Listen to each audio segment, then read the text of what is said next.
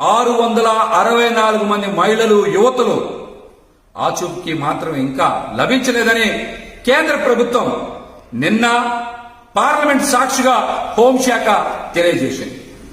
ఇది కూడా వైసీపీ ఎంపీలో రాజ్యసభ సభ్యులో అడిగినటువంటి ప్రశ్న కాదు.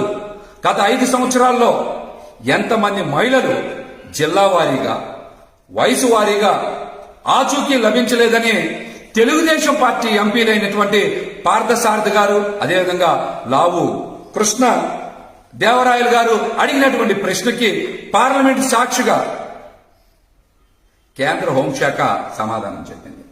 నిన్న ప్రశ్న నెంబర్ కూడా 1351, తేదీ 30 జులై 2024లో లోక్సభలో కేంద్ర హోంశాఖ ఇచ్చినటువంటి లిఖితపూర్వకమైనటువంటి సమాధానం 2019 నుంచి 2023 వరకు